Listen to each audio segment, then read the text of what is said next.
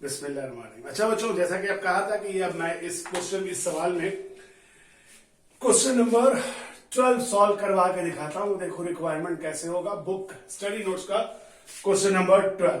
ठीक है, अब बताया ये गया है कि जनाब डेट ऑफ परचेज है इस सवाल के अंदर। जैसा कि हम डाटा इकट्ठा करते थे तो डाटा कुछ इस तरह से दिया हुआ है कि डेट ऑफ परचेज बताई गई है आपको। क्या है जनाब? ईयर 1 जनवरी 1 और ईयर 16 यानी 2016। ठीक है, के कंपनी ने एक एसेट्स परचेज किया 1 लाख रुपए का, यानी टोटल कॉस्ट है ₹1 लाख। उसके बाद कहने लगे मेथड कौन सा है? Diminishing balance method. ये मेथड भी लिख देते हैं जी, मेथड है डिमिनिशिंग बैलेंस मेथड। उसके बाद कहने लगे जनाब के डेप्रिसिएशन का जो रेट है वो है आपके पास 20%। ठीक हो गया। फिर कहने लगे स्क्रैप वैल्यू है 10,000, बल्कि यूं लिखता हूं शायद थोड़ा सा इधर करके।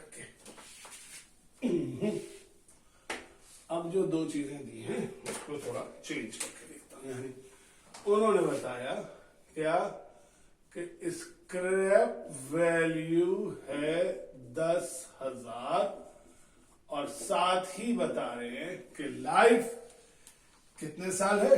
5 साल।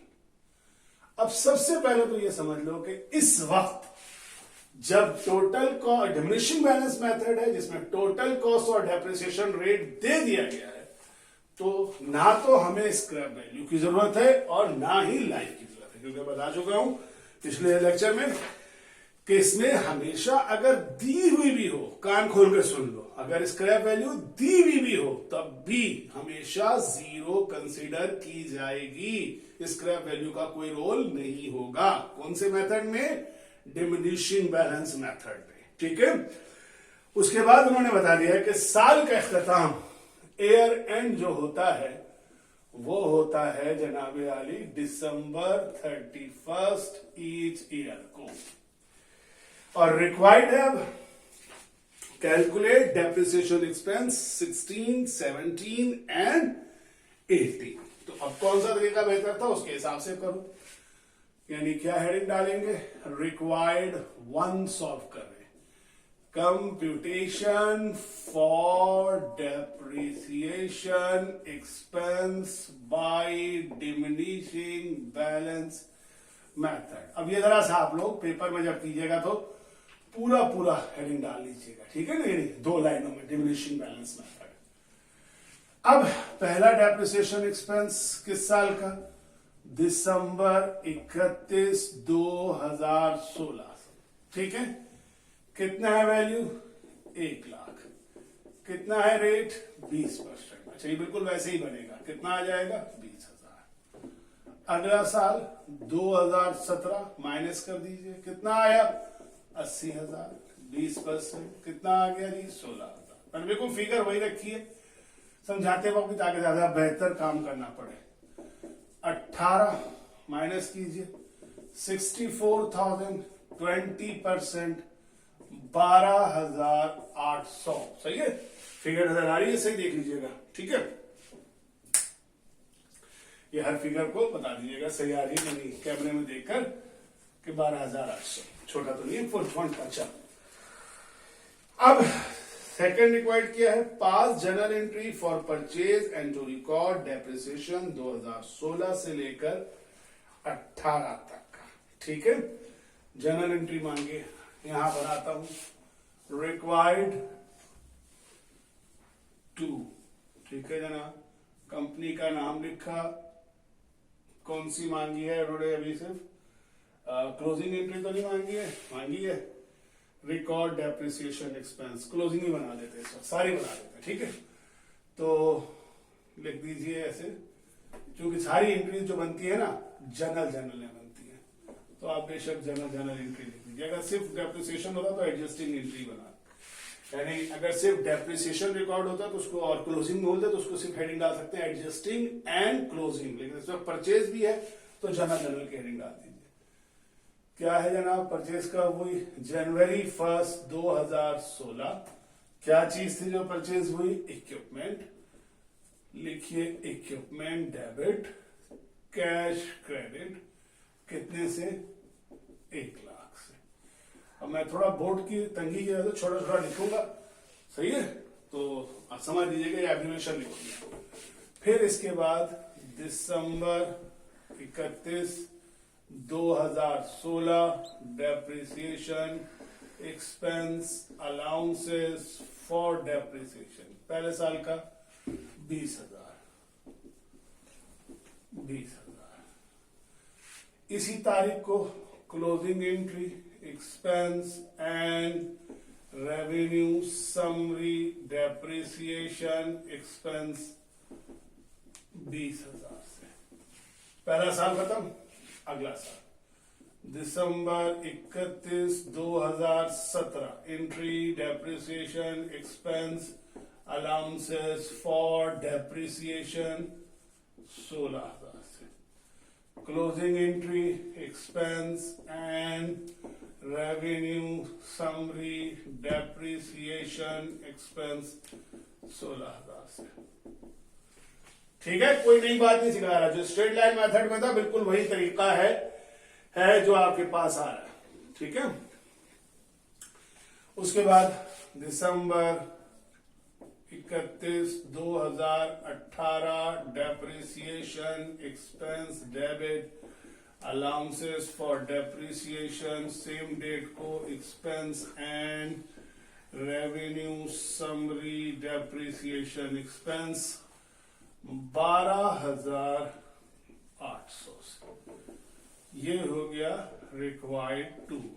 ठीक है, इसके बाद कहा है prepare T account for machine depreciation expense and allowances for depreciation. ठीक हो गया, तो थर्ड रिक्वायर्ड मैं इस तरफ कर देता हूं, नजर तो आ रहा है ना जगह साफ आपको। रिक्वायर्ड 2 के बाद रिक्वायर्ड 3। ठीक है, ये आता है आपको मौजूद है बोर्ड के ऊपर, ये पूरा टी अकाउंट बनाना पहले भी सिखा चुका हूं। फिलहाल टी का अकाउंट बनाया, लिखा मशीन डेबिट साइड पर जनवरी 1 2016 1 लाख से डेबिट हुआ। चाहे तो अलग छोड़ दे, चाहे तो इनकी भी बीडीसीडी पूरा परफॉर्म करके दिखा दे। ऐसे 1 लाख इधर है तो 1 लाख इधर होगा, CD balance 1 lakh, BD balance 1 lakh. Machine के बाद डेप्रिसिएशन एक्सपेंस का टी अकाउंट दिसंबर 31 2016 को 20,000 से डेबिट, दिसंबर 31 2016 को 20,000 से क्रेडिट। ये मदद नहीं कर रहा हूं कि पिछली क्लास में पूरा लेक्चर बिल्कुल वही तरीका है जो स्ट्रेट लाइन में था, कोई बड़ी चीज नहीं है, लेकिन एक दफा मैं पूरा सवाल सॉल्व कर रहा हूं ताकि किसी को ये ना लगे कि भाई सर इसमें कैसे करते हैं, इसलिए मैं पूरा कर दे रहा हूं ताकि फिर बाद में क्वेश्चन आते हैं ना कि सर इसमें किस तरह होगा, मेरी समझ में नहीं आया, इसलिए मैं इस सवाल को मैंने सोचा था कि मैं अधूरा सवाल करूंगा, कैलकुलेशन दिखा दिया, आ जाना चाहिए एंट्री, लेकिन फर्स्ट टाइम है तो मैं इसका पूरा सेक्शन को कर दे रहा हूं ताकि आप देख सकें। 2018 में है 12,800, इधर भी दिसंबर 31 2018 में है 12,800। ठीक हो गया यहां तक। अब ये बन गया आगे वाला एक्सपेंस का। इसके बाद आप बना दीजिए अलाउंसेस फॉर डेप्रिसिएशन पूरा, चूंकि अगर चाहें तो इसके आगे लिख सकते हैं इक्विपमेंट था तो इक्विपमेंट भी, इसी तरह से हम एंट्री में भी अगर हम चाहें तो जहां अलाउंसेस फॉर डेप्रिसिएशन लिखते हैं वहां हम इक्विपमेंट का अकाउंट नाम मेंशन कर सकते हैं। तो सबसे पहले दिसंबर 31 2017 चेंज कर लेता हूं, कितने से 20,000 से क्रेडिट, टोटल इधर भी 20,000, इधर भी 20,000। सीडी बैलेंस अब पूरा लिखिएगा, मैं शॉर्ट में लिख रहा हूं, बैलेंस पूरा आप लिखिएगा, बैलेंस सीडी या बैलेंस सीएफ, मैं सिर्फ शॉर्ट में लिख रहा हूं। सीडी 20,000, बीडी 20,000, दिसंबर 31, 2018 16,000, टोटल हो गया 20,000 और 16,000 36,000, 36,000, 36,000, 36,000। असल में मेरा बेटा बता रहा है कि यहाँ पे आप लोगों को शायद लाइट की रिफ्लेक्शन आ रही होगी, क्योंकि साथ रखा है मैंने उनको, लेकिन अब मैं यूं करूंगा कि इसको भी कर लूं, तो फिर मैं एक लाइट ऑफ कर दूंगा तो आपको रिफ्लेक्शन खत्म हो जाएगी, don't you worry. 16,000, CD balance भी 16,000 और बीडी बैलेंस 16,000। फिर दिसंबर 31, गलती क्या कर दी, यहाँ पे से 16 करना था, 16, ये 17 और यहाँ 18 आ गया, ठीक है। 12,800, 36,000 आएगा यार, पता नहीं मैं भूल के बातों में रह गया, इधर भी 36, इधर भी 36। कंफ्यूज नहीं होना, मैं भी 16,000 के चक्कर में रह गया, तो ये 32 और 36, ये 36 आएगा, ठीक है। और तीसरे साल का है 12,800, तो 800, 608 और ये 48,800, ठीक है। इधर भी आएगा 48,800, टोटल सही है। सीडी 48,800, ठीक है। और इधर आ जाएगा बीडी 48,800, ठीक है। मैं ये लाइट बंद करके आपको दिखा दूं, ये अब आपको पूरा बोर्ड साफ नजर आ रहा होगा, ठीक है। देखिए, लेकिन फिर डिम हो जाएगी लाइट, तो मैं पिक्चर पे कर दूंगा, अगर आपको नजर नहीं आए तो मुझे बता दिएगा, मैं भेज दूंगा, ठीक है। नहीं क्लिक कर लूंगा इस बोर्ड की। सवाल का तीसरा रिक्वायर्ड हो गया। चौथा रिक्वायर्ड है बैलेंस शीट बनाना। अब बैलेंस शीट को यहां पे कर लेते हैं, छोटा सा तो बनानी होती है, तो मार्कर का कलर चेंज कर लेते हैं। ये है रिक्वायर्ड 4, ठीक है, 4D, बल्कि मैंने 1 2 3 लिख दिया है, ये कहना चाहिए था A है, ये 2 है, ठीक है, चलेगा, कोई वैसी बात नहीं। आप लोग इतने समझदार हो गए कि आप लोग इसको देख लें। कंपनी का नाम लिखा, पहली balance sheet as on December 31, 2016, ठीक है। बस ज्यादा नहीं करना, मेन हेडिंग डालो, एसेट्स लिखो, इधर लिखो फिक्स एसेट्स, ठीक है। और अब इसमें पहले इक्विपमेंट, तो पहले साल इक्विपमेंट कितने का है, 1 लाख, उसमें से माइनस करो अलाउंसेस फॉर डेप्रिसिएशन। अगर यहां से देखते हो तो 20,000, यहां से भी देखो तो 20,000, कितना आ जाएगा, थोड़ा सा राइट हैंड साइड पे जाके लिख दो 80,000, ठीक हो गया। अगले साल 2017, मैं दोबारा पूरी हेडिंग नहीं डालना, ठीक है। अब यही सब कुछ होगा, लेकिन अब बनते अगर बैलेंस शीट दिसंबर 31, 2017 में, तो क्या होगा, तो इक्विपमेंट की कॉस्ट तो 1 लाख ही रहेगी, लेकिन इससे माइनस जब होगा अलाउंसेस फॉर डेप्रिसिएशन, तो 20 और 16, 17 में ये दोनों प्लस हो जाएंगे। या फिर यहां से अगर टी अकाउंट बनाओ तो यहां से उठा लेते, यानी अगर टी अकाउंट सवाल के रिक्वायर्ड में नहीं आया तो पहले और दूसरे को प्लस कर दो, लेकिन अगर टी अकाउंट बनाया हो तो प्लस भी किया हुआ है आपने पहले से, डायरेक्ट उधार उठा लीजिए 36,000, माइनस कीजिए 64,000, और यही दिसंबर 31, 2018 की अगर बनानी हो तो फिर क्या होगा, इक्विपमेंट की वैल्यू तो वही रहेगी 1 लाख, माइनस करेंगे अलाउंसेस फॉर डेप्रिसिएशन, तो अब तीनों को प्लस कर लीजिए, कितना बन जाएगा, 48,800, सही टोटल था ना, वो गलत तो नहीं था, 48,800, और माइनस होकर क्या आ रहा था, 51,200, ठीक है, ये हो गया। अच्छा, सवाल का रिक्वायर्ड डी हो गया। अब आखिरी रिक्वायर्ड एक था जो रिक्वायर्ड नंबर क्या था, ई या पांचवा रिक्वायर्ड है क्या कि कैलकुलेट करो, रिकैलकुलेट करो डेप्रिसिएशन अगर एसेट परचेज हुआ है अक्टूबर की पहली तारीख या 16 को। यानी इसमें ये जो पहली लाइन है डेट ऑफ परचेज ये चेंज हो जाती है कि बाकी सब कुछ वही है, सिर्फ चेंजिंग ये आ रही है कि डेट ऑफ परचेज जो है वो जनवरी 1 की जगह अक्टूबर 1 2016 है। तो फिर क्या होगा उस सूरत में, पहले साल का जब निकलेगा तो ये देखो ऐसे लिखोगे, डेप्शन expense December 31 2016 1 lakh multiplied by 20%।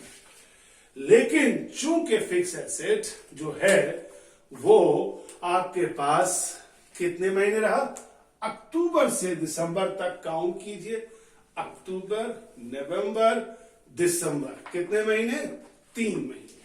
तो यहां पर 3/12 आ जाएगा और इसको फिर अब आपने कैलकुलेट करना है क्योंकि 20,000 आया था, उसको 3 से मल्टीप्लाई और 12 से डिवाइड कर दीजिए तो आपके पास पहले साल का जो आएगा वो आएगा 5,000 डेप्रिसिएशन एक्सपेंस। अगर मैंने कैलकुलेशन सही किया है, कंफर्म कर दो भाई।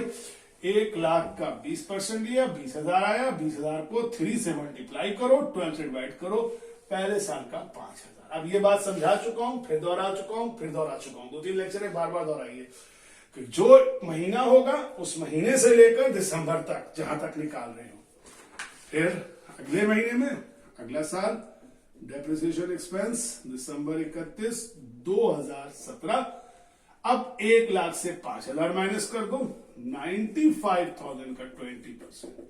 लेकिन अब 3/12 लेने की कोई जरूरत नहीं है क्योंकि अब जरूरत इसलिए नहीं है, हाँ तो सही है ना, 5,000 लिखा है ना आपने, एक दिन उड़ा दिया। अब आ जाएगा 95,000 का मल्टीप्लाइड बाय कितना होगा जनाब, 20%, ये आ रहा है 19,000। तो अब दूसरे साल का 19,000 डेप्रिसिएशन एक्सपेंस होगा। अब लेकिन कोई 3/12 4/12 नहीं होगा। और फिर तीसरे साल का डेप्रिसिएशन एक्सपेंस दिसंबर 31 2018, 95,000 से 19,000 को माइनस कर दीजिए, ठीक है, कितना आ गया, 76,000 का 20% ले लीजिए, सही है। 76,000 का 20% कितना बनता है जी, 15,200। तो इस तरह से है। लेकिन अब जरूरी नहीं है कि हर सवाल में ये मैंने सिर्फ एक अलग एडिशन कर दी थी ताकि अगर जो 5 ईयर के क्वेश्चन वगैरह आप सॉल्व करें और उसमें डेट डिफरेंट आ जाए तो जरूरी नहीं कि फर्स्ट डे से हो, तो आप उसको कैसे करेंगे। तो देख लीजिए, अब आखिरी बात से एक दफा पूरा आपको रिकैप दे देता हूं।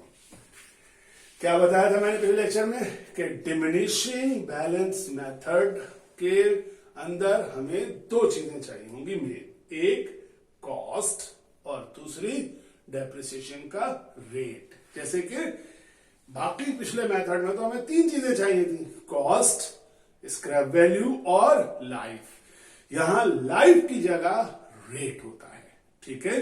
क्यों होता है रेट, तो रेट इसलिए होता है कि फिक्स एसेट को इस्तेमाल करते हुए लाइफ देख के नहीं किया जाता, बल्कि जब तक वो फिक्स एसेट हमारे इस्तेमाल के काबिल है, जब तक वो रेवेन्यू कमा के दे सकता है, उसको इस्तेमाल करते ही रहते हैं। जैसे अगर आप एक बात सोचें कि कोचिंग है आपका जहां आप जाते हैं, अच्छा मैं कोचिंग की मिसाल या कॉलेज की मिसाल इसलिए देता हूं क्योंकि आप लोग सही मानों में एक उसी बिजनेस को देखते हैं, बाकी बिजनेसेस को आप शायद भी अपने करियर से नहीं देखते।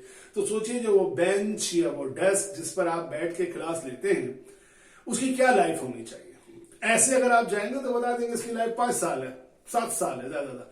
लेकिन क्या कोई कोचिंग, क्या कोई कॉलेज, हाँ ये बात ही बता दूं, ऑनर बनकर सोचना, स्टूडेंट बनकर सोचोगे तो तुम कहोगे हर 3 दिन बाद चेंज कर दे सर, हमारे लिए नई चेयर ला दें।